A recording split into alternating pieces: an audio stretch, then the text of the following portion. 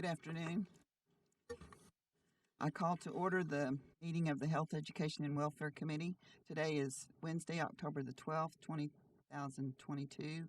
The time is 2 p.m., and I would like to ask Representative Crawford if she would do our invocation. If you will stand if you're able. Thank you.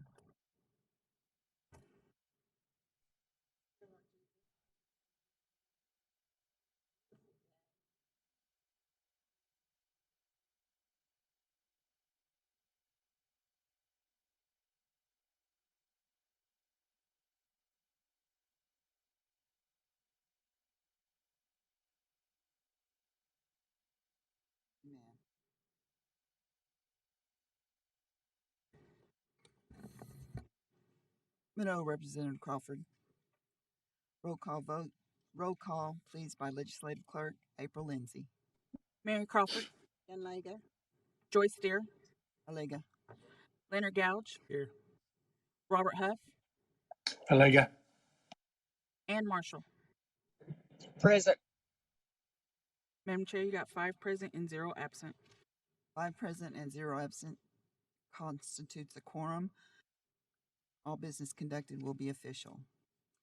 The next item of business is approval of minutes of September 14th, 2022. Madam Chair, Yes, Representative Marshall. I make a motion that we approve the minutes with any necessary changes.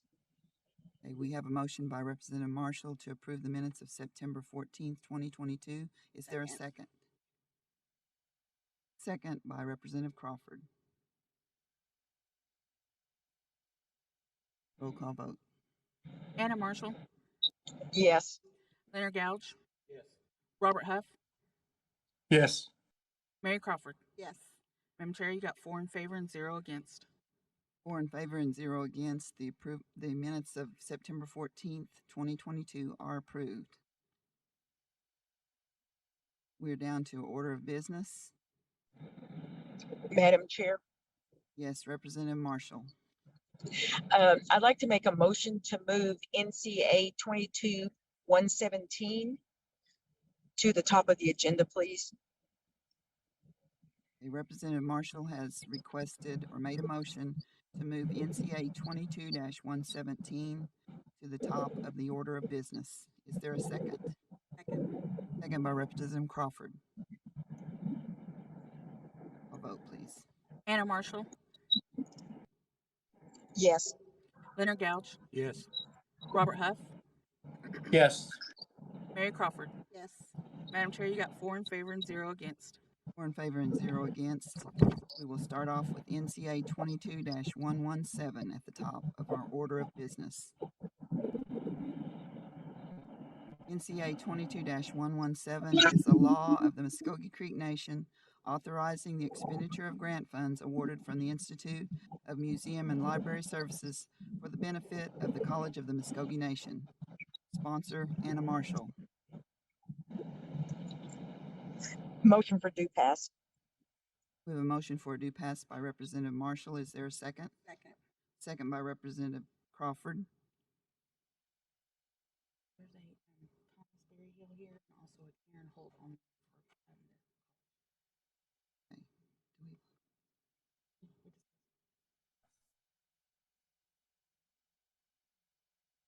Okay. We have a motion and a second. Is there someone in the audience, Mr. Berryhill? Would you like to speak on this?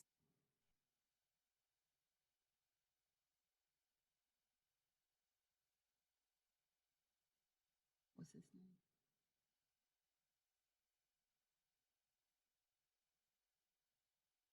Can you see if the green light on? Okay, can you hear me? All right. Good morning. My name's Thomas Berryhill. I'm from the College of the Muskogee Nation. I'm the grant coordinator there. I just wanted to speak on the IMLS Institute of Museum and Library Services.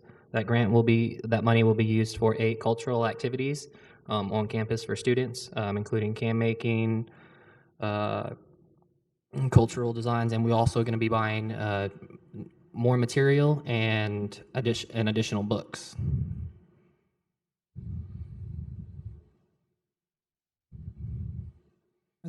Are there any questions for Mr. Berryhill from the committee? Also, we have Karen Hott from the College of the Muskogee Nation. Would you like to address the committee, please? Widow, his Jay, yes. So I'm the librarian at the college, and I just wanted to add, in addition to the can making, we'll be doing ribbon skirts, ribbon vests, yarn belts. We'll be purchasing books and materials with additional funds. There is educational funds with this grant as well, and that will be used to attend the Association of College and Research Libraries Conference. Widow, for your time. Thank you, Ms. Hott. Are there questions from the committee for Mr. Berryhill or Ms. Hott? Any questions from council in attendance or online? Hearing none, roll call vote, please. Anna Marshall, Yes. Leonard Gouge, Yes. Robert Huff, Yes. Mary Crawford. Yes. Madam Chair, you got 4 in favor and 0 against. 4 in favor and 0 against. NCA 22-117 is passed. Widow. Thank you. The next item of business is TR 22-151, a tribal resolution of the Muskogee Creek Nation authorizing the principal chief to execute an Oklahoma State Department of Education date sharing agreement. Sponsor Mary Crawford. Motion for due pass. I have a motion for due pass from Representative Crawford. Is there a second? Second. Second by Representative Gouge. Second. Discussion. You have someone? We have Afternoon.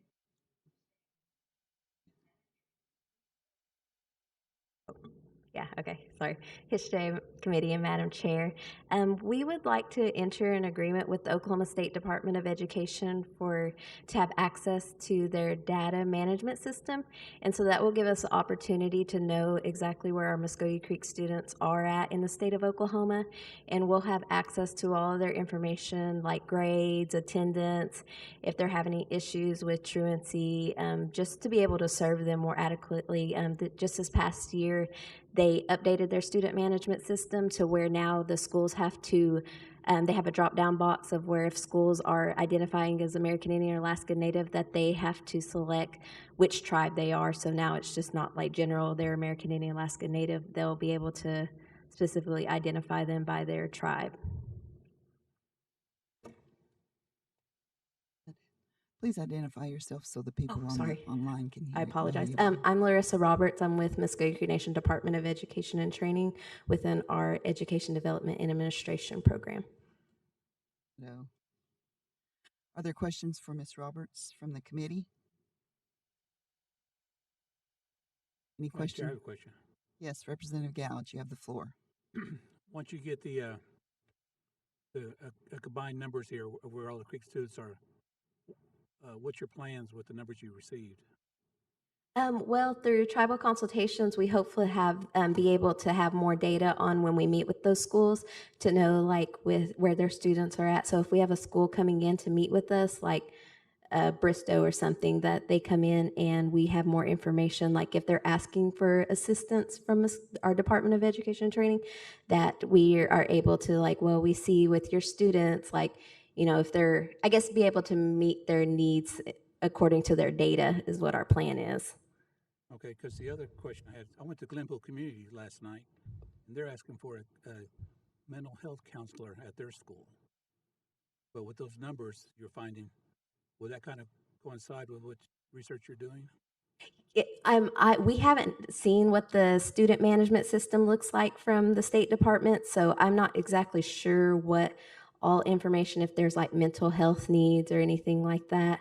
We haven't received training on that yet, but when we get the agreement approved, we will have training. The State Department said that they would give us that formal training to know exactly what information we have access to. All right, thank you. Widow. Widow, Representative Gouge. Are there any other questions? Hearing none, roll call vote, please. Mary Crawford. Yes. Anna Marshall, Yes. Leonard Gouge, Yes. Robert Huff. Yes. Madam Chair, you got 4 in favor and 0 against. 4 in favor and 0 against. TR 22-151 is passed. Ditto. NCA 22-15115, a law of the Muskogee Creek Nation authorizing the expenditure of grant funds awarded from the Centers for Disease Control and Prevention, closing the gap with social determinants of Health Accelerator Plan Grant. Sponsor Robert Huft. Motion to pass. We have a motion for due pass from Representative Huft. Is there a second? Second. Second by Representative Gouge. Is Mr. Sean Terry in the audience? No, Representative Huft, he is not here with us today. Is Rhonda Beaver there? Or she's online, I think. Rhonda Beaver is online. You have the floor, Rhonda, if you would like to speak. Good afternoon. This is a grant from CDC and it's $125,000. It's a 1-year grant. And what we'd like to do with this grant is we would like to utilize it for a person to work in biostats and help us to develop a effective and valid survey so that we can determine the needs and the social determinants of health so that we can begin to prioritize public health needs and public health efforts. Thank you. Thank you, Ms. Beaver. Are there questions from the committee for Ms. Beaver? Questions from council reps in attendance or online? Hearing none, roll call vote, please. Robert Huff, Yes. Mary Crawford, Yes. Anna Marshall, Yes. Leonard Gouch. Yes. Madam Chair, you got 4 in favor and 0 against. 4 in favor and 0 against. NCA 22-115 is approved. NCA 22-116, a law of the Muskogee Creek Nation authorizing the expenditure of grant funds awarded from the United States Department of Education for the benefit of Muskogee Creek Nation Department of Education and Training. Sponsor Robert Huft. Motion to pass. We have a motion for due pass from Representative Huft. Is there a second? Second. Second from Representative Gouge. Discussion. Is Ms. Harjo there, or Ms. Roberts can talk about this? Yes, Larissa Roberts again, HEW Committee and Madam Chair.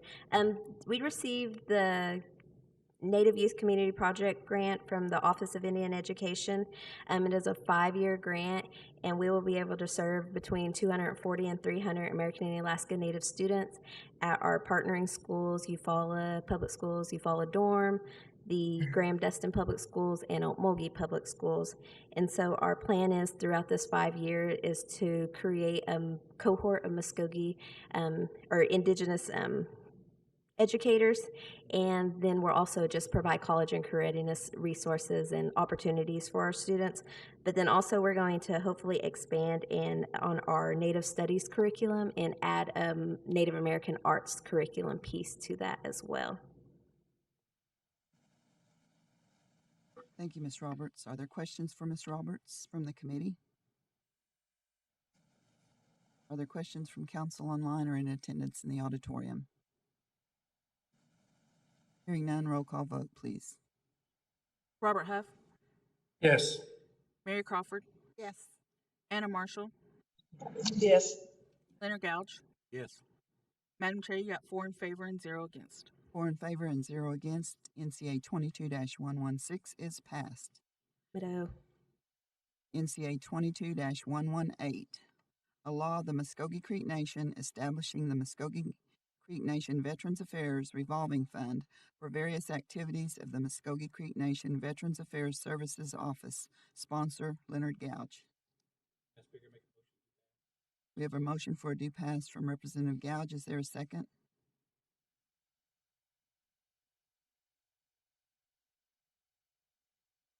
Second, Robert Huft. Second from Representative Robert Huff. Discussion. Madam Chair, I have something for the Mr. Wind. You have the floor.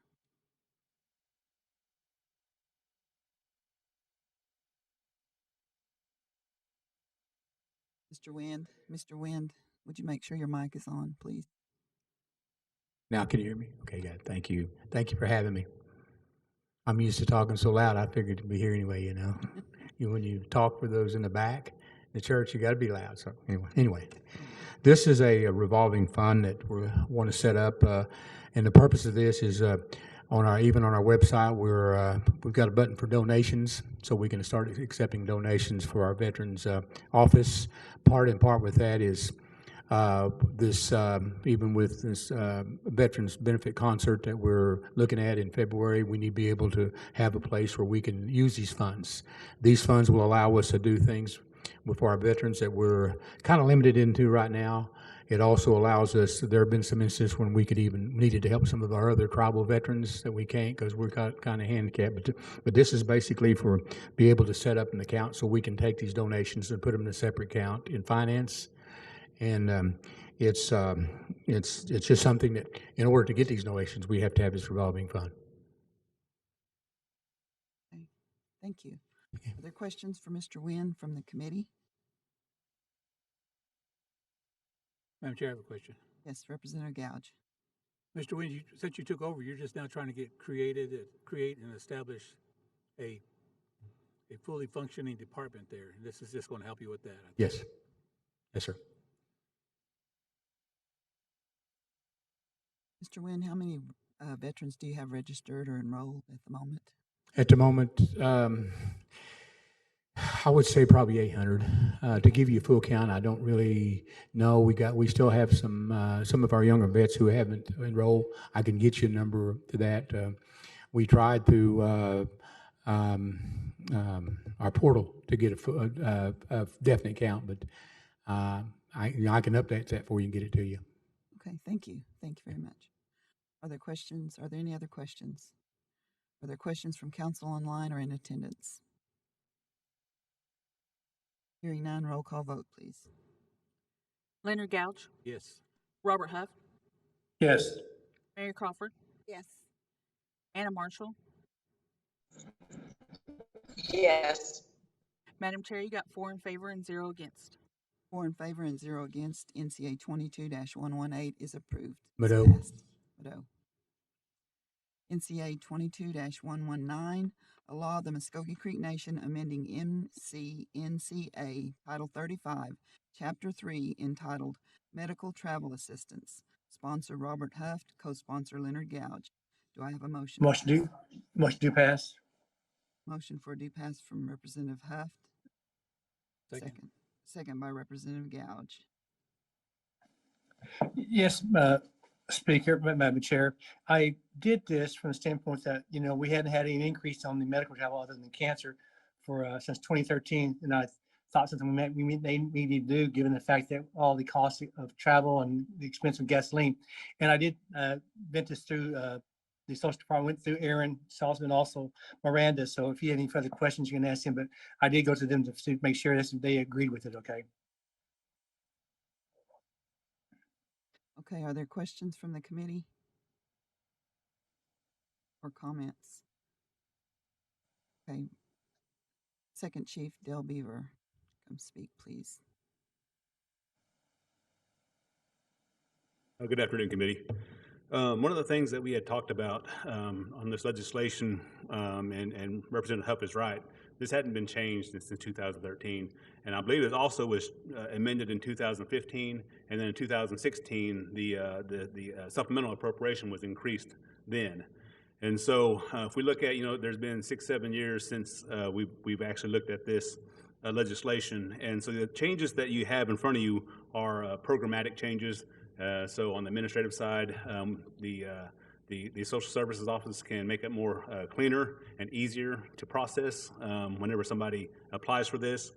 But I would just have one request, one amendment to this is that what we have seen especially this past year, is that our cancer patients, if anybody knows about cancer, you have to repeatedly go to and get your treatments. And so we would like to see that bumped up from 10,000 to 20,000, because the other one was bumped up from 2,000 to 4,000, but the cancer wasn't. And so we would like to see that amended to 20,000, because the median price of gas in Oklahoma was was roughly $2 a gallon back in 2015, and now it's what, it's 345, 349, something like that. So, so we'd like to see that increased also, and so that would be my only request. But I do have a question though. For those that have been on council for a little while, we used to have that law where after 3 years, a program no longer had supplemental appropriations; it just became part of the CAB. And so I'm just wondering why this program has not become part of the CAB, and we're still doing supplemental appropriations. I mean, it's been around for a while, so I don't know why it has never been part of the CAB. It should be, actually. I know we got rid of that 3-year rule a while back, but this has been in place longer than that 3-year rule has. So, so do we know why? So, I mean, so technically, this should just be part of the CAB and being a line item within the social services budget.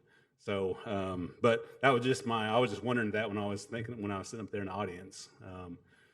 So, but either way, it's a good service, but I would just ask that if the committee would think about upping that 10,000 to 20,000. Have you talked with Patricia about this? I have not. I just thought about it when I was on my way over here and when I was thinking up there in the seats. So. Okay. Madam Chair, I would, Yes. I would propose that amendment if we, if it passes like it is today, then we can get with Patricia to find out if there are money in the, for this budget to increase the amount for cancer patients also. Then we can make an amendment on the floor of the regular session. Is that okay with you? Yes, that's fine. Okay. And also on this, if you look on the line item number 20, section 3-106, it is made part of the CAB.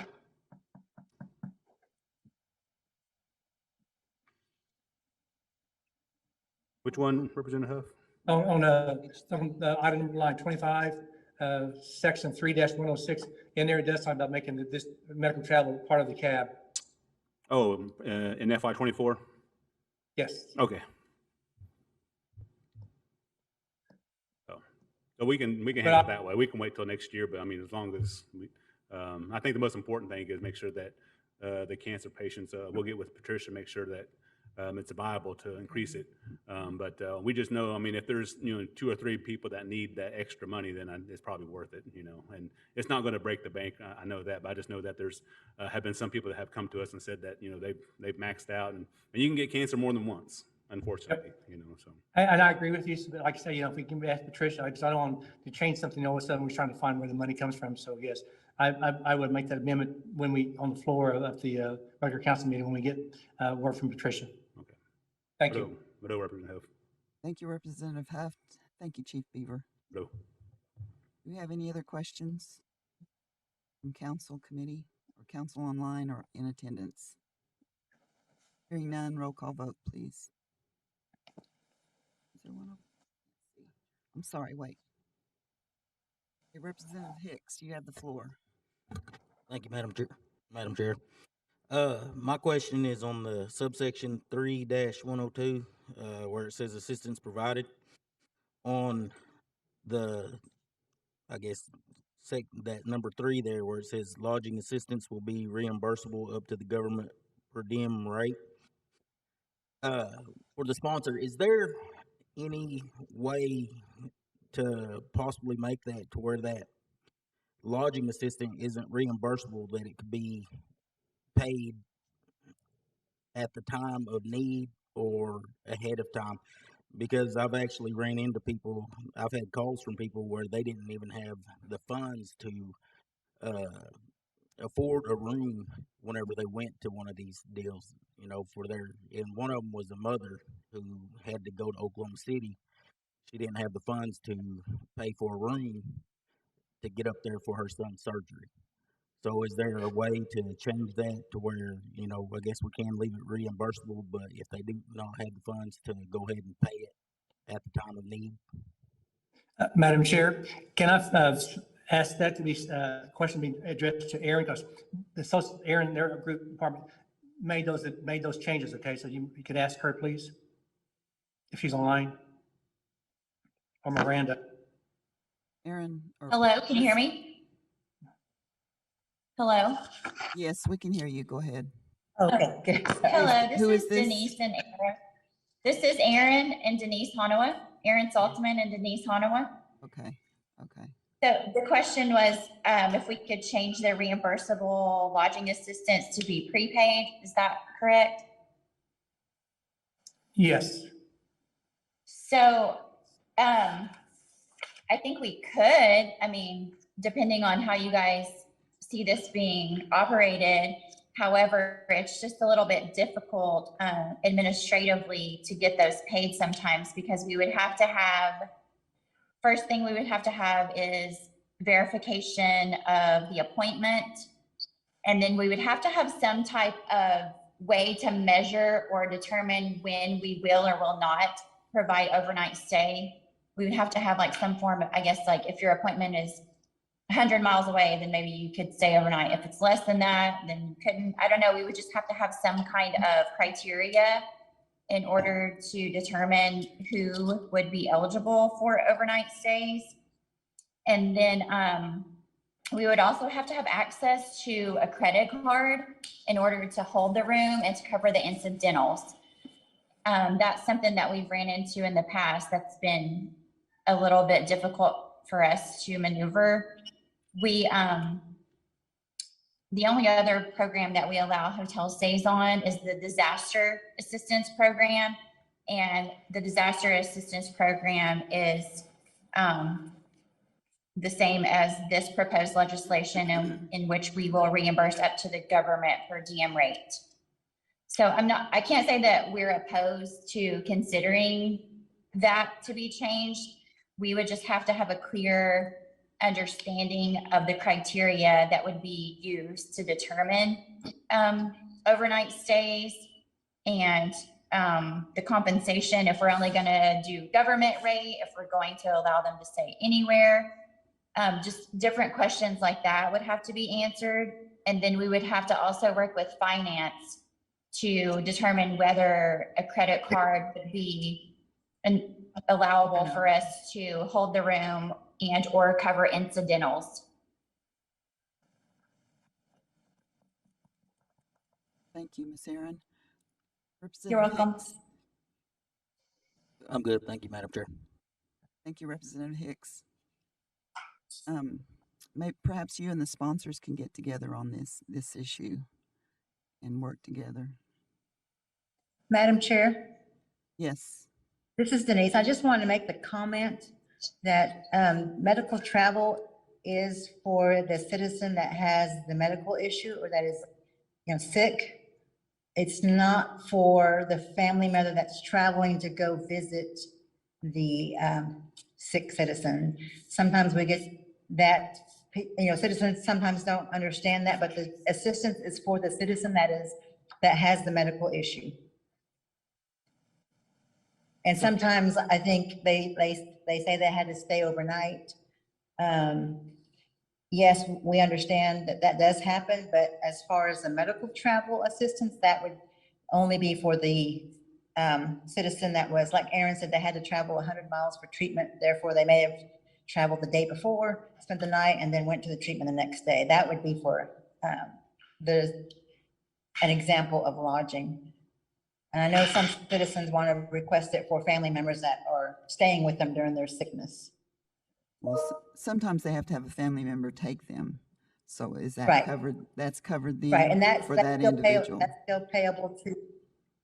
I'm sorry, what? I'm sorry. That person is covered then. If it's a family member that has to take the individual who is in need of medical services, that's the only person they have to go with them. It's a family member. So they are covered with that expense. Under what expense? So as far as like the medical travel that's assisted is basically gas money and food money. So yes, whoever goes with them, we allow for another person's food as well. And the gas money, it can be put into whoever, I mean, the gas, if, mom has to take you, then mom's going to use her car, then mom's going to fill up with the gas money we give, so. Okay, thank you. Are there any other questions? Any questions from council in attendance or online? Hearing none. Roll call vote, please. Robert Huff, Yes. Mary Crawford, Yes. Anna Marshall, Yes. Leonard Gouch. Yes. Madam Chair, you got 4 in favor and 0 against.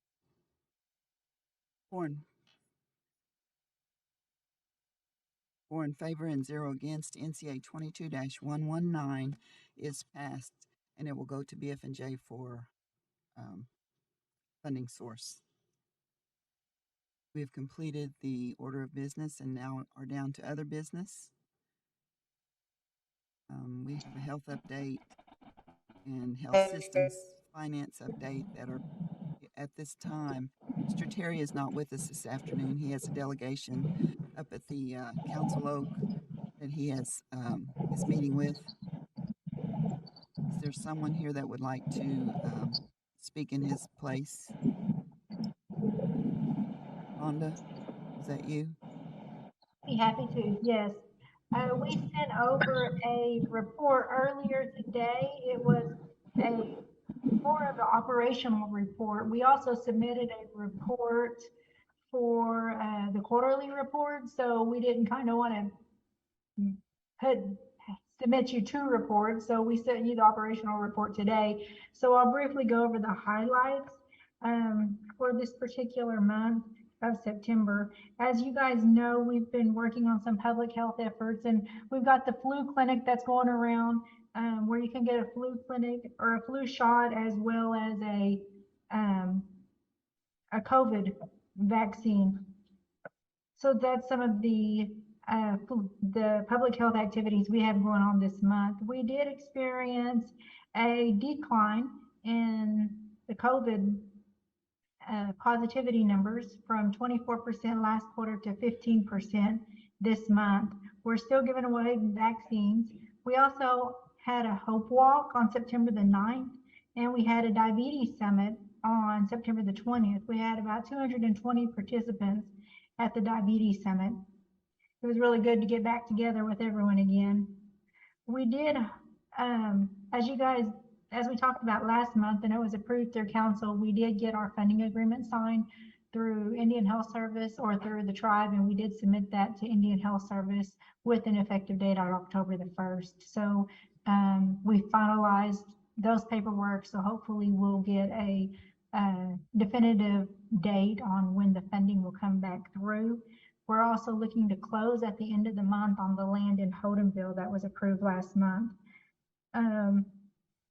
We received a number of grants. I believe there's a lot of grants that's coming out, and as you guys know, one of them was the social determinants of health, which we're looking forward to developing a public health priority and a strategy moving forward. We got a continuing grant of the Good Health and Wellness, the Money Follows the Person grant, which is actually, I believe that came to you guys a few months, but we just signed the MOA after it went back and forth from the attorneys.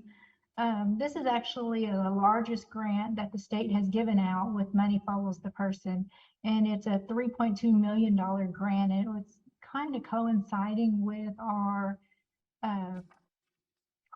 contract health redesign, and so we're going to utilize these funding, this Money Follows the Person grant, to hire case managers.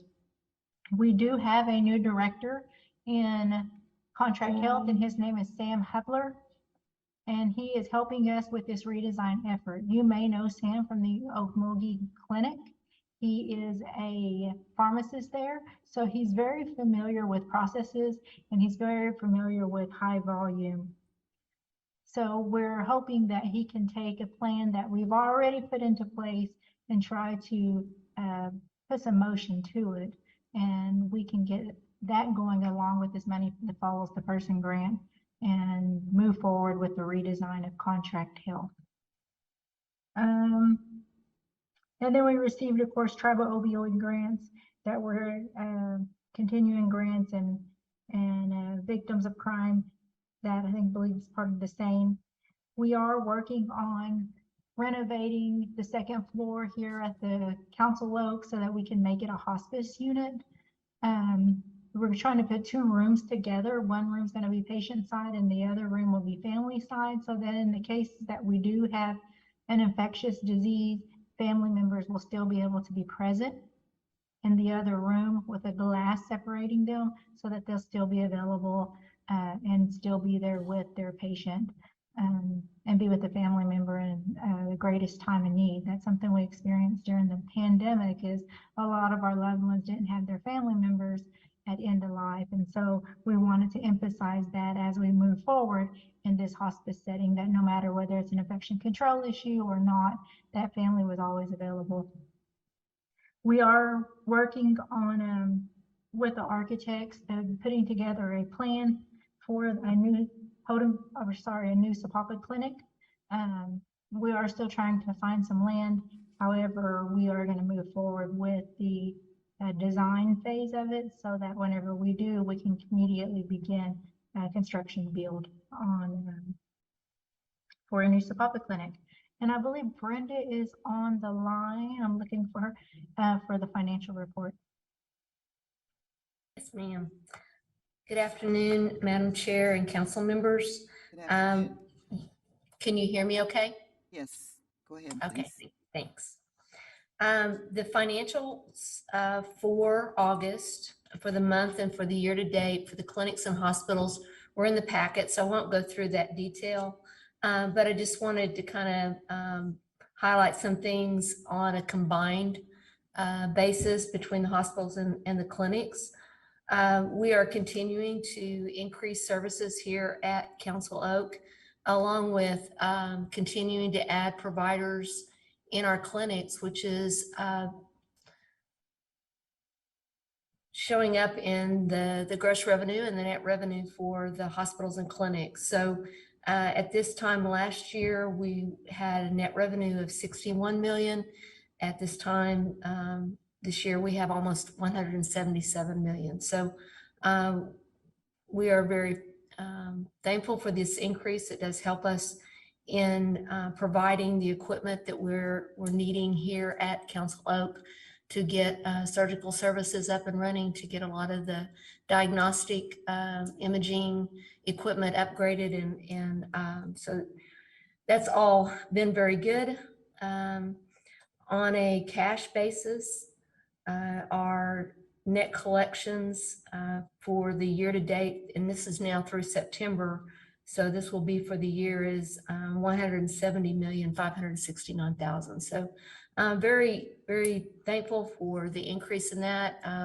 We're continuing to work in Epic and continuing to get some, getting everything more normalized.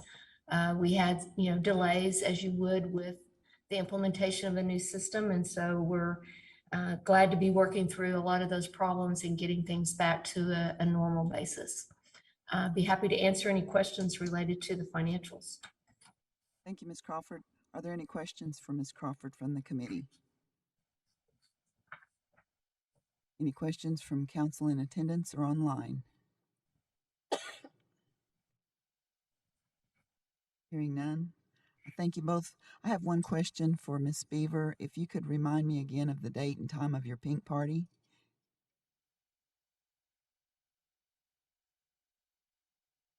Is she already gone? I'm right here. I'm looking. Okay. I believe it is I'm thinking it's the 18th, I believe. I'm so sorry. I should have had that prepared.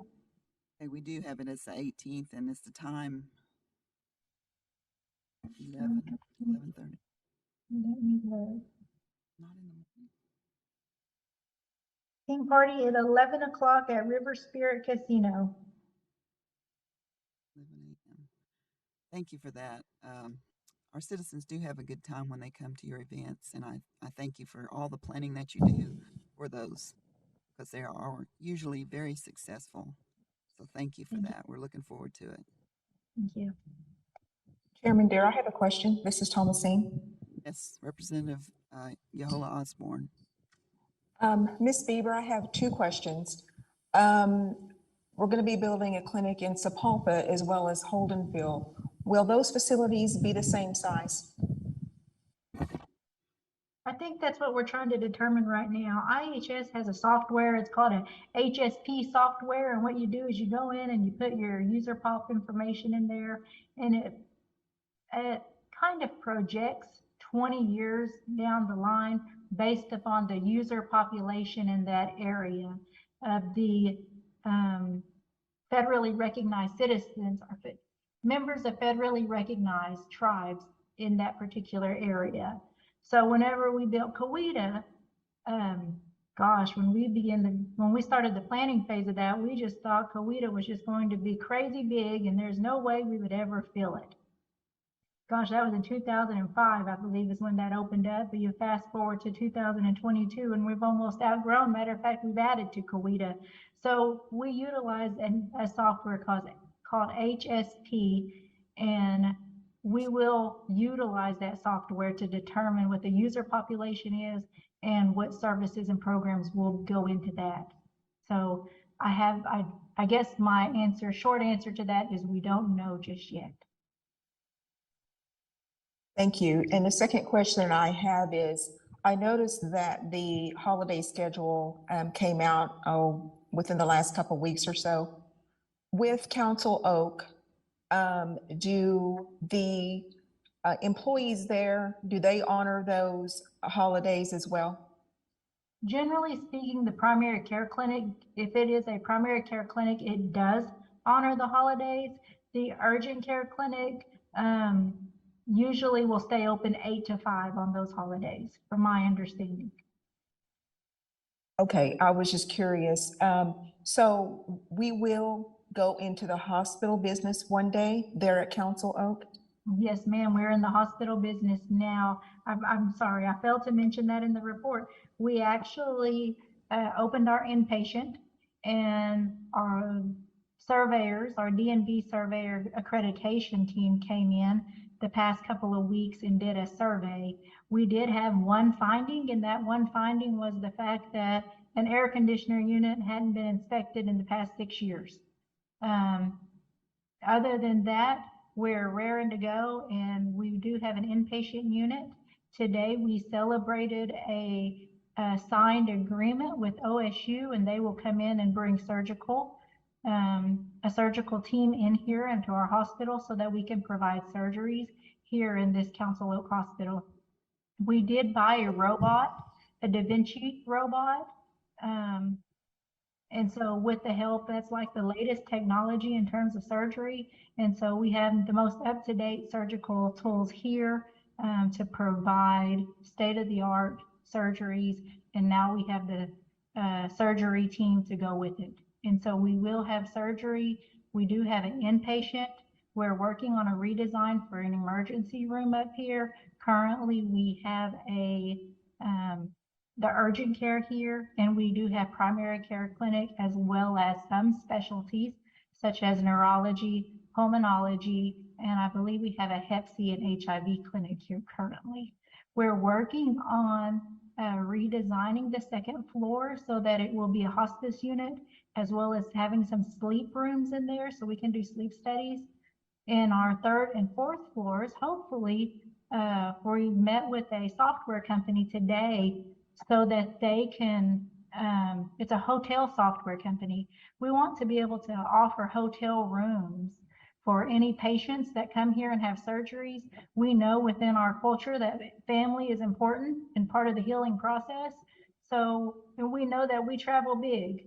So whenever a family member comes and they're having surgery and they have to stay in the hospital, we will have hotel rooms available at a very minimal charge, if any charge, because we'll have some charity cases available as well for the family to stay in the hotel. So I did hear them talk about some sort of medical travel today. So hopefully that can alleviate some of that in the Tulsa area. We'll be able to offer that to our Creek citizens in the future. So we're working on getting some beds in there.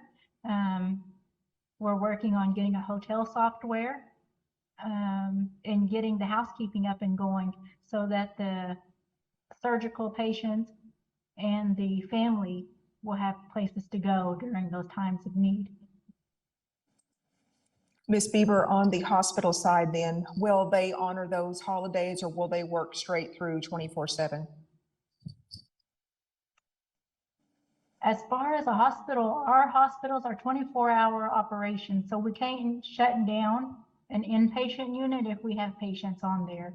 And if we have an ER, we can't shut down the ER.